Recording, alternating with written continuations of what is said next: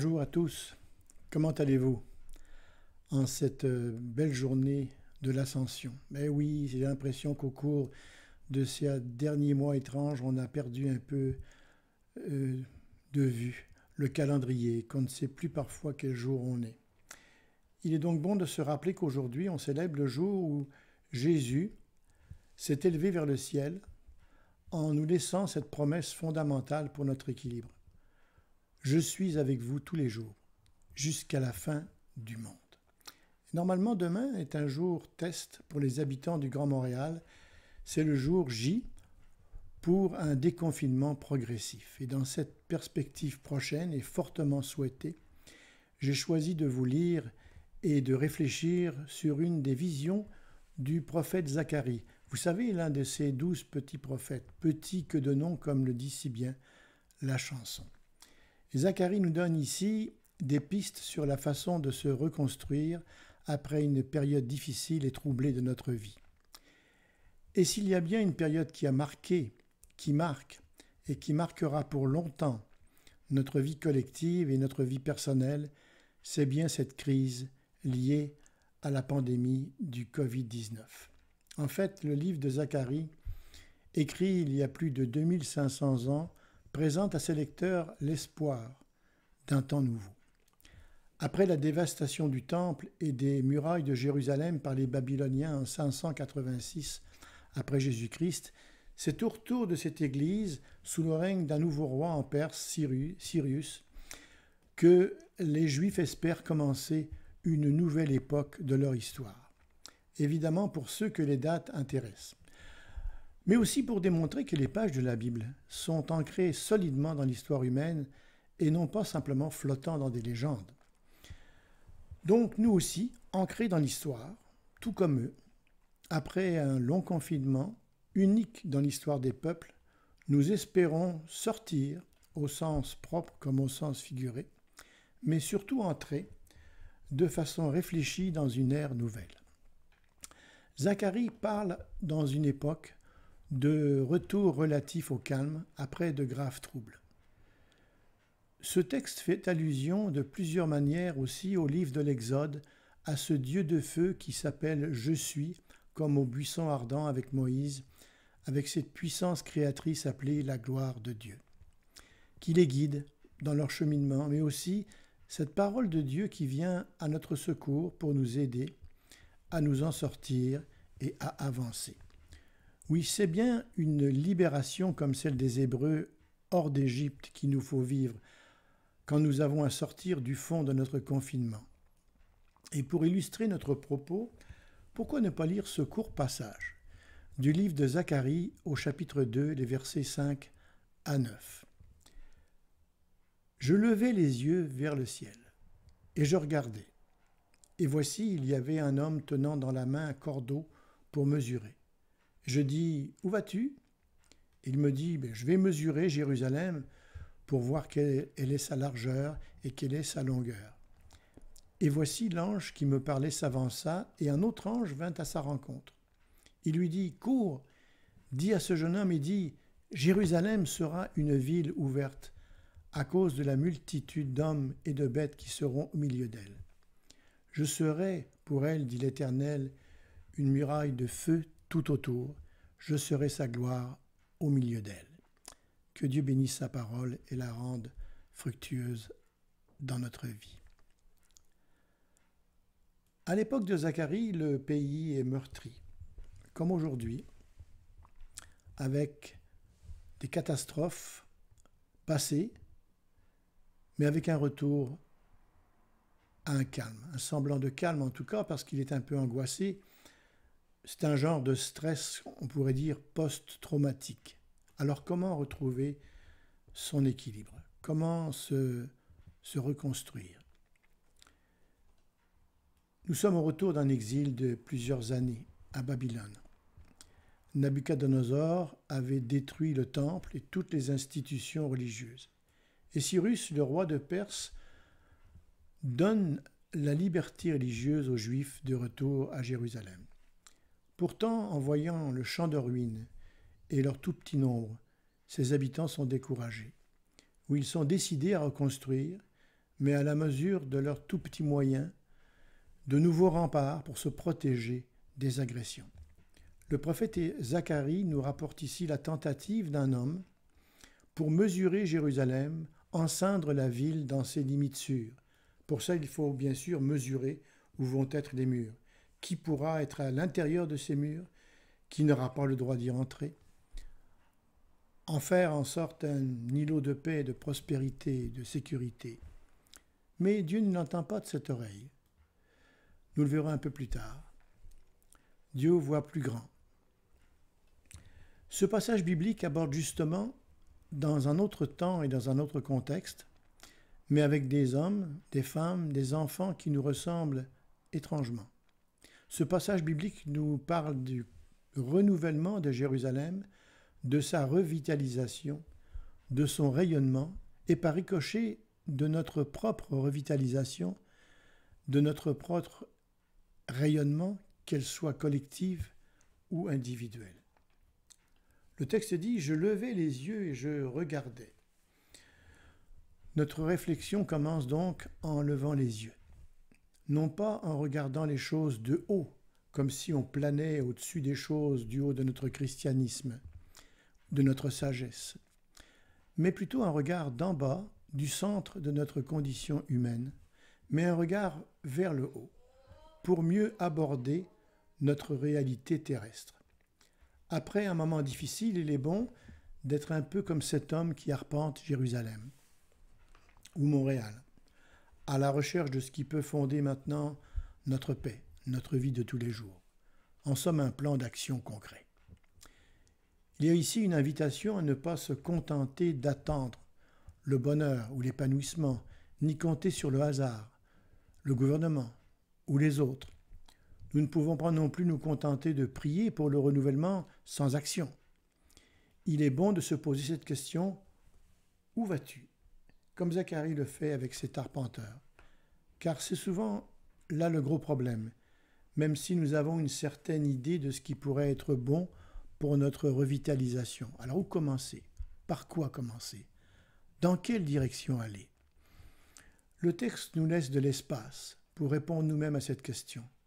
Après ce confinement, est-ce que nous nous sommes mis en route pour aller quelque part? Est-ce que nous allons nous mettre en route pour aller quelque part? Et où irons-nous? Où allons-nous? Notons quand même quelques postures qui ne mènent pas à grand-chose de bon. Premièrement, le désespoir, devant une paix jugée impossible. Deuxièmement, le fatalisme, qui est de nous laisser simplement porter au gré du vent, sans but. Et puis, une fuite en avant, tête baissée, sans avoir appris de notre expérience, avec la probabilité de frapper un mur de briques. Pourtant, nous dit ce texte, cette Jérusalem existe. Et ma lecture au second degré me le dit, ce grand Montréal existe. Il n'est pas virtuel, comme une idée abstraite ou un rêve impossible. Nous avons déjà une expérience d'une certaine trace de paix vécue, même si c'est un instant au milieu des épreuves les plus terribles. Et quand le Christ nous dit « Je vous laisse ma paix, je vous donne ma paix, je vous laisse ma paix », il ne nous la donne pas clé en main, mais il nous donne les principes vitaux qui nous permettront de bâtir ensuite ce qui sera notre paix ici et maintenant. Comme les habitants de Jérusalem à l'époque de Zacharie, nous pourrions avoir le projet de construire de nouveaux remparts plus hauts et plus solides pour protéger cette petite lueur de paix et d'espérance que nous avons. C'en est assez de deuil, c'en est assez de souffrance. Le monde est si complexe qu'il y a plein de paramètres que nous ne maîtrisons pas. Il y a tant d'incertitudes face à l'avenir, aux troubles politiques, économiques, sécuritaires, sanitaires. Alors donc, hop, à nouveau, aux abris. C'est un réflexe logique et sain. Mais nous dit l'ange, Jérusalem doit être une ville ouverte. Et voilà que le prophète vient tout d'un coup bousculer ses projets de mesure et de protection, nous rappelant la vocation universelle de Jérusalem. Dit à ce jeune homme, Jérusalem doit rester une ville ouverte, à cause de la quantité d'hommes et de bétail qui la peupleront. Quant à moi, je serai pour elle, oracle du Seigneur, une muraille de feu qui l'entoure, et je serai sa gloire au milieu d'elle, nous dit Zacharie. Et c'est pour cela que Dieu envoie un ange pour nous rappeler à un peu d'ouverture. Parce que la vie belle et bonne, se nourrit d'une dimension d'ouverture. L'ange ne donne pas non plus complètement tort à ce réflexe de protection qui nous fait désirer d'avoir des murailles de protection autour de nous. L'ouverture à laquelle nous sommes appelés ici est limitée. Ce n'est pas le zéro muraille de l'inconscience, ni une autre sorte de muraille, mais une autre sorte de muraille plutôt qui est plus active, qui est plus dynamique. Une ville, une communauté ouverte aux bonnes idées, au bon moral, aux vraies bonnes relations. Une ville, une communauté ouverte aussi aux bons souvenirs qui font vivre. Une ville, une communauté ouverte aux projets nouveaux. Jérusalem sera une ville ouverte, mais aussi une ville peuplée d'une multitude d'hommes et de bêtes qui seront au milieu d'elle. Oui, la vie, notre vie est incroyablement riche de multiples relations. Ville ouverte, certes, mais nous avons cependant besoin d'une muraille intelligente qui puisse agir comme un filtre, une muraille de feu qui laisse passer ce qui est bon de la réalité complexe et seulement ce qui est bon pour nous aujourd'hui dans la juste quantité. Nous avons besoin d'une muraille qui soit mobile aussi, car si nous nous barricadons dans des remparts de pierre, nous nous enfermons de nouveau. Or, la vie est mouvement. Comme nous le lisons dans le livre de l'Exode, on le voit bien dans le rôle protecteur de la colonne de feu qui libère les Hébreux de leur confinement, enfermement en Égypte. Cette colonne de feu est tantôt en avant, les appelant à se mettre en route, tantôt en arrière pour les libérer de ce qui veut les tuer, de ce qui les aliène, de ce qui les transforme en esclaves. L'Éternel, ce Dieu qui s'appelle « Je suis et je serai pour toi », ce Dieu nous aide à nous en sortir. Il ne nous juge pas durement, nous et notre désir de nous barricader dans notre détresse et notre peur. Mais il nous promet « Je serai une muraille de feu pour toi », pour que maintenant tu puisses construire une vraie paix vivante et rayonnante. Mais Dieu n'est pas que muraille. Il est aussi, nous dit cette vision de Zacharie, une gloire qui habite au milieu de nous, en nous, au cœur même de notre cité, de notre communauté chrétienne, au cœur même de notre famille, au cœur même de notre être. Cette gloire, qu'ailleurs on appelle l'Esprit Saint, est une source d'inspiration, d'évolution et de croissance, une source d'intelligence et de créativité personnelle, une source de liberté, libre alors de construire sur de nouvelles bases, car il ne s'agit pas de reconstruire des Jérusalems anciennes que nous pleurons parfois avec nostalgie. Il ne s'agit pas non plus de prophétiser l'avenir, mais plutôt de remettre notre présent sur un horizon plus large et plus ouvert. Nous ne savons pas ce que sera demain, c'est vrai, mais nous savons que nous allons vers la lumière et la vie après de la résurrection. Il y aura un après à tout ce que nous vivons actuellement. Et l'action de grâce est une prière de reconnaissance anticipée de la vie nouvelle, de la fraternité nouvelle, de la conscience nouvelle qui prendront un jour le relais. En méditant ce passage, je pensais qu'il pouvait arriver quelquefois, inconsciemment ou plus ou moins consciemment, que nous ayons une vision de la ville, de la communauté, de la famille qui correspondent à celle de Jérusalem. La famille, la communauté chrétienne, on sait qui en est membre, qui n'en est pas membre.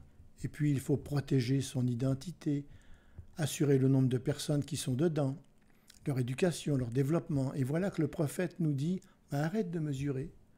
Jérusalem doit être une ville ouverte. La communauté chrétienne doit être une cellule ouverte et non pas une cellule fermée. Elle doit être une cellule ouverte parce que sa raison d'être, c'est d'agir comme témoignage de l'amour de Dieu pour tous les hommes. Elle doit être une cellule ouverte parce que chacun de ses membres est en contact avec toutes sortes de personnes qui ne sont pas dedans, mais qui sont à côté, qui sont en communication et avec lesquelles on ne peut pas purement et simplement rompre parce qu'elles ne pensent pas comme nous. La communauté chrétienne doit être une cellule ouverte parce qu'elle est destinée à accueillir le plus grand nombre de ceux et de celles que Dieu appelle. ayant, avant, pendant et après cette pandémie, ayant l'expérience communautaire et familiale que nous vivons, ce n'est pas une expérience de repli, de rejet et d'isolement, mais c'est une expérience plutôt d'ouverture aux dimensions de l'amour de Dieu pour le monde, car, comme le dit Zacharie un peu plus loin, ce jour-là, des nations nombreuses s'attacheront au Seigneur. Prions ensemble. Seigneur, j'ai l'habitude de réduire mon faisceau d'attention à un mince rayon devant moi. Aide-moi à ouvrir mon éventail le plus largement possible, à tourner ma tête vers le haut, vers le bas, à gauche et à droite. Seigneur, je fais silence en moi afin de mieux voir, entendre, comprendre. Seigneur, aide-moi à adopter un autre point de vue en choisissant un autre chemin que celui que je prends d'habitude. Seigneur, aide-moi à être attentif au bruit de pas, à la circulation, aux discussions, au chant des oiseaux. Aide-moi à être attentif aux personnes que je croise. Aide-moi à prêter, malgré leur masque. Aide-moi à prêter attention à leur attitude, à leur visage, à leur expression. Aide-moi à regarder la ville avec tes yeux. Aide-moi à en voir la beauté, la diversité et les appels. Aide-moi à devenir moi-même une ville ouverte et qu'il en soit ainsi. Et moi je vous dis à très bientôt. Prenez soin de vous et des autres.